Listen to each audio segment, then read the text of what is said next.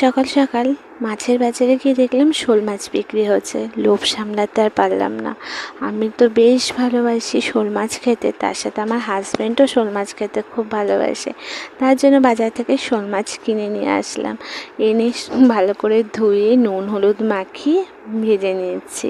তবে শীতকালে জানো তো শোল মাছটা মূলো দিয়ে খেতে বেশ ভালোই লাগে, কিন্তু গরমকালে তো মূলো দিয়ে ঝোল করা যাবে না। তাই ভাবলাম একটু আলু গরম মশলা এগুলো দিয়েই ঝোল করি আজকে শোল মাছ।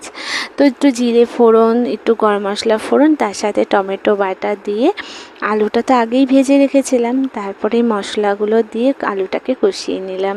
কষিয়ে জল দিয়ে তো বসিয়ে দিয়ে ঘরের কাজ করতে চলে এসেছি। ঘরটা তাড়াতাড়ি করে সকালবেলা বিছানাটা গুছিয়ে নিলে মনটা অনেকটা ফ্রেশ লাগে। তো তাড়াতাড়ি করে সকালবেলা বিছানাটা গুছিয়ে নিয়ে দেখো আমার শোল মাছ রান্না করা রেডি। এই ফাঁকে ফাঁকে বরমশাইকে আবার দুধ ছাতুও খেতে দিতে হয়েছে। তার মধ্যে ঘরের এই কাজটা কমপ্লিট করলাম। কেমন হয়েছে জানিও সব।